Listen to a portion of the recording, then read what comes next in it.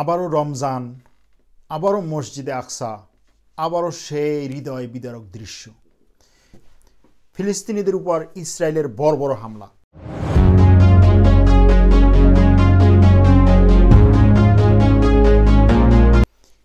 এই যে ভিডিওগুলো দেখলেন, এগুলো ফিলিস্তিন থেকে মুসলমানদের প্রথম কিবলা মসজিদে আকসা থেকে তোলা।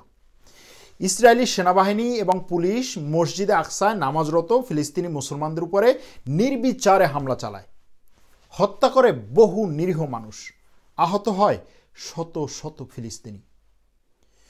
প্রতি বছর রমজান আসলেই ইসরায়েল এই বর্বরোচিত হামলা করে মসজিদে আকসায় নামাজরত মুসল্লিদের উপর। ইসরায়েল সেই 1948 সাল থেকেই ফিলিস্তিনিদের উপর রাষ্ট্রীয় সন্ত্রাস চালাচ্ছে। বিরামহীনভাবে চলছে সেই হামলা, নির্যাতন। প্রতিদিনই কোনো না কোনো ফিলিস্তিনিকে ঘর থেকে বের করে দেওয়া হচ্ছে, তার ঘর বুলডোজার দিয়ে গুঁড়িয়ে দেওয়া হচ্ছে, কারো ভিটে মাটি কেড়ে নিচ্ছে, কারো ফসলের জমি কেড়ে নিচ্ছে।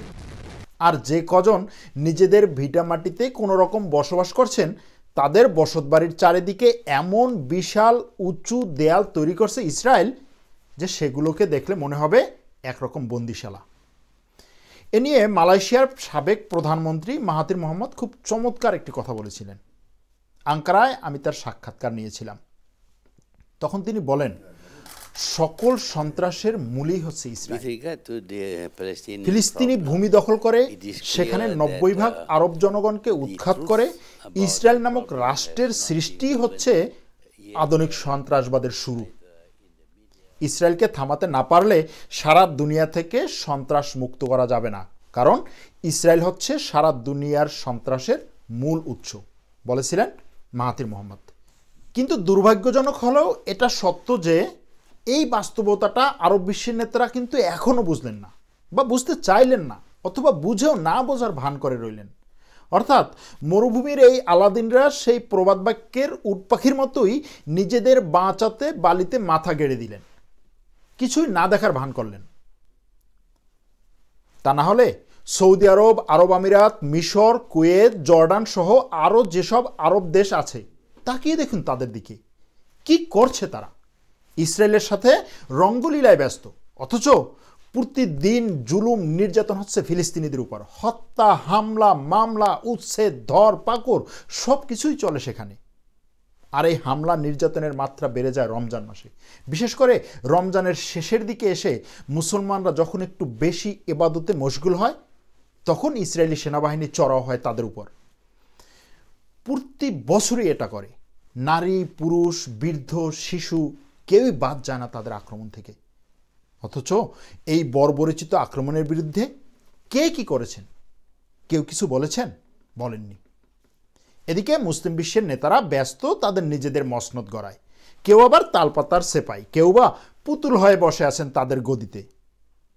এই যে দেখুন ওআইসি নামক একটি প্রতিষ্ঠান, যে প্রতিষ্ঠানটির সৃষ্টি হলো মসজিদে আকসা এবং ফিলিস্তিনের জন্য। সেই প্রতিষ্ঠানটি গত 52 বছরে কি করেছে? শক্ত কোনো পদক্ষেপই নিল না এই বিষয়ে। লোক দেখানো কিছু মিটিং ফিটিং আর দায়সারা গোছের কিছু বিবৃতি দিয়ে নিজের কর্তব্য পালন করলো এই প্রতিষ্ঠানটি। আর গত 1 দশকে তো নেতৃত্বের লড়াইয়ে আরও অকেজো হয়ে পড়েছে এটিতে তুরস্কের নেতৃত্ব মেনে নিতে পারেনি সৌদি আরব। তাই ইচ্ছে করেই তুরস্কের নেতৃত্বে থাকাকালীন ওআইসিকে মূলত নিষ্ক্রিয় করে রাখার চেষ্টা করা হয়েছিল। এখন এটি আসলে নাম সর্বস্ব একটি অর্গানাইজেশনে পরিণত হয়েছে। আর মুসলিম বিশ্বের 8টি দেশ নিয়ে D8 নামক যে সংগঠনটি তৈরি করেন তুরস্কের সাবেক প্রধানমন্ত্রী নাজিমুদ্দিন এরবাকান, সেটিকেও সুকৌশলে নিষ্ক্রিয় করে রাখা হয়েছে। অন্যদিকে আরব লীগ আরব বিশ্বের কোনো সমস্যার সমাধানের চেয়ে বরং সমস্যা বড় করার কাজেই বেশি ব্যস্ত। দেখেন ফিলিস্তিন, সিরিয়া, লিবিয়া, ইয়েমেন, কোনো দেশে আরব লীগ কিছু করেছে? কিচ্ছু করেনি।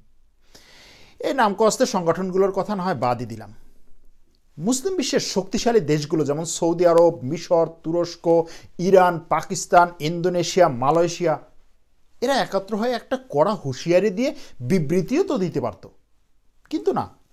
কিসের হুঁশিয়ারি, কিসের বিবৃতি?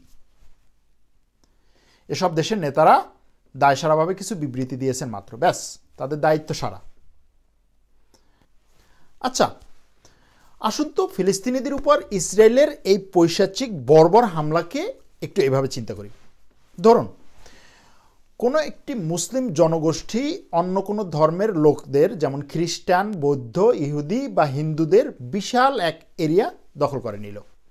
সেখান থেকে ওই ধর্মগোষ্ঠীর লোকদেরকে তাড়িয়ে দিল, উৎখাত করে দিল এবং নিজেরা বসতি স্থাপন করলো, সরকার গঠন করলো ওই মুসলিম জনগোষ্ঠীটি। তারপর ওই বিধর্মীদের বাকি যারা অবশিষ্ট ছিল তাদের উপর লেলিয়ে দিল শত শত সুসজ্জিত সেনাবাহিনী ও পুলিশ বাহিনী, এবং সেই অন্য ধর্মের অনুসারীদের ধর্মীয় উপাসনালয়ে হামলা করে তছনছ করে দিল, শত শত লোককে নিহত করলো, এবং এগুলো সব করলো মিডিয়ার সামনে। কি হতো তখন অবস্থা? সারা বিশ্বের মিডিয়া, মানবাধিকার সংগঠন, রাষ্ট্রপ্রধান সবাই একত্রে ঝাঁপিয়ে পড়তো ওই মুসলিম দেশটির উপর। ইউরোপের বিভিন্ন দেশের রাষ্ট্রপ্রধানরা ছোট ছোট গ্রুপে মিটিং করতেন, সব আন্তর্জাতিক ও আঞ্চলিক সংস্থা কড়াভাবে হুঁশিয়ারি দিত। ওই দেশে আন্তর্জাতিক সেনাবাহিনী পাঠানোরও প্রস্তুতি নিত, বা অনেক দেশ সেনাবাহিনী পাঠিয়েও দিত। ওই সরকারের বিরুদ্ধে বিধি নিষেধ, নিষেধাজ্ঞা, অবরোধ জারি করত তারা। সারা বিশ্ব ওলটপালট করে দিত। ঠিক একই ঘটনা কিন্তু ফিলিস্তিনে ঘটছে প্রতিদিন, প্রতি মুহূর্তে, প্রতি মাসে, প্রতি বছর। অথচ ফিলিস্তিনের জন্য এমন কোনো সরকার, রাষ্ট্র, মিডিয়া, মানবাধিকার সংস্থা কেউই এগিয়ে আসছে না। পশ্চিমাদের কথা না হয় বাদই দিলাম, মুসলিম বিশ্বের অবস্থায় দেখেন না, সব মুখে কুলু পেটে বসে আছে। ইসরায়েলের বিরুদ্ধে কিছু বলা তো দূরে থাক, তারা গিয়ে ইসরায়েলের সাথে চুক্তি করে। গত 2-1 বছরে আরব দেশগুলো যে চুক্তি করলো ইসরায়েলের সাথে, তার মানে কি জানেন? তার মানে হচ্ছে, এই ইসরায়েল, তুমি ফিলিস্তিনিদের বাড়িঘর থেকে তাদেরকে তাড়িয়ে দিয়ে সেগুলো বুলডোজার দিয়ে গুড়িয়ে দিয়ে যে কাজগুলো করেছো, তাতে আমার পূর্ণ সমর্থন আছে। এগিয়ে যাও বাবা, এগিয়ে যাও, তোমার এই দখলদারিত্ব আমরা মেনে নিলাম। বাহ, কি চমৎকার! আর পশ্চিমা বিশ্বের ডাবল স্ট্যান্ডার্ড, দ্বিমুখী নীতি, মুসলিম বিদ্বেষী অবস্থান, এগুলো তো নতুন কিছু না। এই যে দেখুন, হামলা হলো ফিলিস্তিনের উপরে, ফিলিস্তিনি নিরীহ মানুষকে নির্বিচারে গুলি করে হত্যা করা হলো। অথচ পশ্চিমা সেই তথাকথিত মানবাধিকারের ফেরিওয়ালারা কি করলেন? সুন্দর করে দোষ চাপিয়ে দিলেন ফিলিস্তিনিদের উপর। ইউরোপ এবং আমেরিকার রাজনৈতিক নেতারা কি নির্লজ্জভাবে ফিলিস্তিনি সাধারণ জনগণকে দোষারোপ করলেন। এই যে দেখুন না, আমেরিকার প্রেসিডেন্ট জো বাইডেন কয়েকদিন আগে কি বললেন? তথাকথিত সেই আর্মেনীয় গণহত্যার স্বীকৃতি দানকালে তিনি বললেন, আমি মানবতার এবং মানবাধিকারের পক্ষে অবস্থান নেওয়ার প্রতিশ্রুতি দিয়ে ক্ষমতায় এসেছি, সুতরাং সারা বিশ্বে মানবাধিকারের পক্ষে অবস্থান নিতে আমি সবসময় পদক্ষেপ নেব। মিস্টার বাইডেন, কোথায় গেল আপনার সেই মানবতা এবং মানবাধিকারের বুলি? কি বললেন আপনি? কিছুই না। মুসলিম কোনো দেশে একটি অমুসলিম হত্যা করুক সে দেশের সরকার, তখন দেখবেন মানবাধিকার কিভাবে উতলে পড়ে, কিভাবে সারা বিশ্বের মুসলিমদের টুটি চেপে ধরতে উদ্যত হয় এই পশ্চিমা বিশ্বের তথাকথিত মানবাধিকারের ফেরিওয়ালারা। এই দেখুন না, তুরস্ক তার সামরিক সহযোগিতা দিল একটি সভারেন রাষ্ট্র আজারবাইজানকে। আজারবাইজান তার ভূখণ্ডকে আর্মেনীয় দখলদারিত্ব থেকে মুক্ত করল। এখানে আজারবাইজান এবং তুরস্ককে বাহবা দেওয়া উচিত, অথচ সেখানে তুরস্কের বিরুদ্ধে সামরিক নিষেধাজ্ঞা জারি করলো কানাডা সহ আরও অনেক দেশ, এবং এখানে আবারও সেই মানবাধিকারের দোহাই। কি চমৎকার! হ্যাঁ, এখন ফিলিস্তিনে নির্বিচারে মানুষ হত্যা করা হচ্ছে, কোথায় তাদের সেই মানবাধিকার? কোথায় নিষেধাজ্ঞা? কোথায় কি? ওকে, বাদ দিলাম না হয় রাজনীতিবিদদের কথা, এখানে আরেকজনের কথা স্পেশাল করেই উচ্চারণ করা দরকার। তিনি হলেন পোপ। তাকে সারা বিশ্বে এত নিষ্পাপ করে তুলে ধরা হয় যেন তিনি হলেন মানবতার উদ্ধারকর্তা, এবং তাকে দেখানো হয় খ্রিস্টান বিশ্বের সবচেয়ে সম্মানিত এবং ধর্ম বর্ণ নির্বিশেষে সব মানুষের প্রতি সমান আচরণকারী একজন ধর্মীয় নেতা হিসেবে। সেই পোপ কি বললেন? তিনি বললেন আল-আকসার সহিংসতা নিয়ে উভয় পক্ষকে সংযত হতে। যেখানে এক পক্ষে হানাদারদের আক্রমণ আর আরেক পক্ষে নিরীহ নির্যাতিত নিপীড়িত নিগৃহীত মজলুম মানুষের আর্তনাদ, সেখানে উভয় পক্ষ কোথায়? এখানে তো দুই পক্ষ যুদ্ধ করছে না, এক পক্ষ মারছে আর এক পক্ষ মরছে। এখানে উভয় পক্ষ কিভাবে সংযত হবে? যাক, তারা মানবতার ফেরিওয়ালা, আমাদের কাছে মানবতা আর মানবাধিকার ফেরি করে বেড়াবে, আর আমরা আমাদের স্বকীয়তা, আমাদের ভ্রাতৃত্ব, নিজেদের সংস্কৃতি, ইতিহাস, ঐতিহ্য সব বিলিয়ে দিয়ে তাদের এই তথাকথিত মানবাধিকারকে লুফে নিতে ঝাঁপিয়ে পড়ব বারবার। এবার আসি তুরস্কের বিষয়ে। যে তুরস্ক এত হাকডাক, মজলুমের পাশে দাঁড়ানোর এত নীতিকথা শোনালো সারা বিশ্বকে এতদিন, সেই তুরস্ক কি করছে? যার ড্রোনের দাপটে কাঁপে সারা বিশ্ব, যার সামরিক বাহিনী ন্যাটোর দ্বিতীয় বৃহত্তম শক্তি, যার নেতাকে দেখানো হয় মুসলিম বিশ্বের নেতা হিসেবে, মুসলিম বিশ্বের কর্ণধার হিসেবে, মুসলিম বিশ্বের নতুন সালাউদ্দিন আইয়ুবী হিসেবে, সেই তুরস্ক কি করছে এই ফিলিস্তিনিদের জন্য? এক কথায় যদি বলতে হয় তাহলে বলবো কিছুই না। নেতারা বিবৃতি বক্তৃতা দিচ্ছে, জনগণ মিটিল মিসিং করছে ঠিকই, কিন্তু আসলে কার্যকর কোনো পদক্ষেপই নেই তুরস্কের পক্ষ থেকে। তাহলে কোথায় সেই নতুন করে খেলাফত ফিরে আসার আশারে গল্প আর নতুন আরেক সালাউদ্দিন আইয়ুবীর ফিরে আসার স্বপ্ন? অনেকেই আমাকে প্রশ্ন করেন তুরস্ক কেন অ্যাকশনে যায় না, যে তুরস্ক লিবিয়ায়, সিরিয়ায়, ইরাকে, আজারবাইজানে, সোমালিতে, এমনকি ইউক্রেনও লড়াই করছে বিশ্বের অনেক পরাশক্তির বিরুদ্ধে। সেই তুরস্ক, সেই এরদোয়ান কেন ইসরায়েলের বিরুদ্ধে কোনো ডাইরেক্ট অ্যাকশনে যাচ্ছে না? আর কত দিন অপেক্ষা করবে? আর কত রক্ত ঝরাতে হবে ফিলিস্তিনিদের? সত্য কথা বলবো, আসলে আমিও জানি না এর উত্তর। তবে আমি যতটুকু জানি তা হলো তুরস্ক তার সর্বোচ্চ চেষ্টা করছে ফিলিস্তিনিদের পক্ষে কিছু করার। তুরস্কের সরকার, জনগণ, বিরোধী দল, সেনাবাহিনী সবাই এখন এক কাতারে। শুধুমাত্র এই ফিলিস্তিন ইস্যুতেই দেখলাম সব রাজনৈতিক দল তাদের কাদা ছোড়াছড়ি বাদ দিয়ে পার্লামেন্টে যৌথ বিবৃতি দিয়েছে। দ্ব্যর্থ কণ্ঠে ফিলিস্তিনিদের পক্ষে তাদের অবস্থান ব্যক্ত করেছে। সারা তুরস্কে করোনার লকডাউনকে উপেক্ষা করে মানুষ রাস্তায় নেমেছে, মিছিল করেছে, সরকারের উপরে চাপ সৃষ্টি করার চেষ্টা করেছে সরকার যেন আরও স্পষ্ট এবং সরাসরি অ্যাকশনে যায়। কিন্তু সরকার সরাসরি অ্যাকশনে যাচ্ছে না, যেতে পারছে না। কারণ ইসরায়েলের বিরুদ্ধে যুদ্ধ শুধুমাত্র ছোট্ট একটি দেশ বা সামরিক বাহিনীর বিরুদ্ধে কোনো যুদ্ধ নয়। ইসরায়েলের বিরুদ্ধে যুদ্ধ মানে পুরো এক পশ্চিমা বিশ্বের বিরুদ্ধে যুদ্ধ। অনেক সময় বলা হয় আরবরা যদি খালি থুতু ফেলে তাতেও ইসরায়েল ডুবে যাবে। কথাটি হয়তো সত্য, অনেক ছোট্ট একটি দেশ ইসরায়েল, কিন্তু এখানে ইসরায়েল মানে আমেরিকা, ইসরায়েল মানে ব্রিটেন, ইসরায়েল মানে ইউরোপীয় ইউনিয়ন, ইসরায়েল মানে ভারত। ইসরায়েলের বিরুদ্ধে যুদ্ধ মানে বিশ্বের সব বড় পারমাণবিক অস্ত্রধারী দেশের বিরুদ্ধে যুদ্ধ।